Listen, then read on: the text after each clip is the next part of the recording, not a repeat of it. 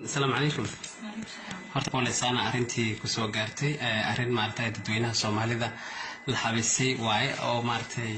social media ama baraha bulshada maartay ku faaftay marka sidee wax u dhaceen arinta waxay dhacday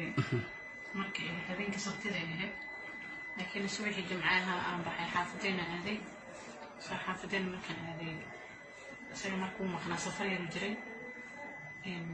xaafadeena joogo iimaadeen maqribadii markay ahayd sababta ugu xaafadeen aadina cashan karnaysaa hay'adeen ku dhacay waan baxnay markay ahayd dadii laba saac meelahaas xaafadeen aanay iskuulka markaan tagnay markaan albaabkaan galnay guriga albaabkiisa xiray haddana jikoonigu soo xiray qolku soo xiray maxaa jira ku dhacaa maxaa guriga oo xiraysa markaas uu ku dhahay maxaa ka dhacday guushii soo dhig banaanka tifad soo dhigay haddana joodariga soo bixiyay qolkan ka soo baxay haddana soo qufulay joodariga aniga aan iskaga fadhiistay markaan fadhiistay joodariga soo koristaagan saana u fiiriyo marka rabaxay uu bilaabay indhaha markii uu waadana waxa arkay waa dhacay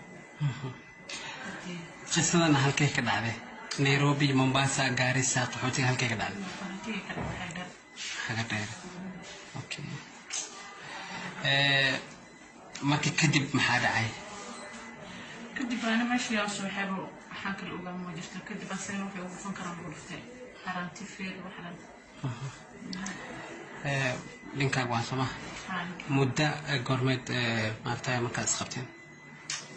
طبعاً سجل فبراير تاريخ 28 مركز رجل بيادي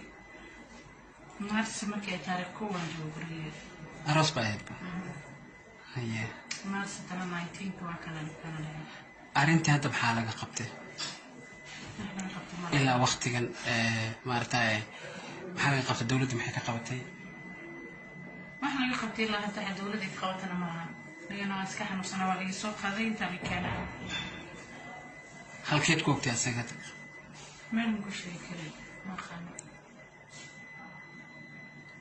police station ma tagin police station xaga dheer aan tagay markii war report gareys marqadii waxa aan dhigay dhakhtarka xakaariga gooyay marka inta aan soo qaaday maxaad codsan lahayd waxaan dawladda waxay qaban kartaa wax la yiraahdo intaas dumarka qaarkood waxa waayo way afyaan qofkii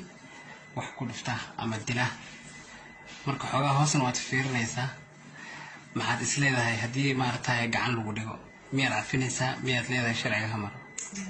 la sharciga meel ma iska saarana okay hadii intee ku daran xanuunka indhaha ay daran wax ma ka arkeen waxyar indhaha waxyar ka arkeen intee ku macnaha indhaha iyo meel kale wax kaga dhuftay xaalkii dhabarka meel badan laga dhuftay dabeecadaha muulaha 19 casho ka hor macnaha markeed xogaa isguursateen kadib miyaad ku aragtay mise marka hore inaan qof dabeecadaha guursana kadib dabeecadahan la soo baxay marna iska fiicnaa maxay ku dhayn dhakhtarinta meel ma ku jaban indhaha ilaa iyo yani ما يوحجوك بمقاين لكن ما لي مجال. Okay. Thank you so much.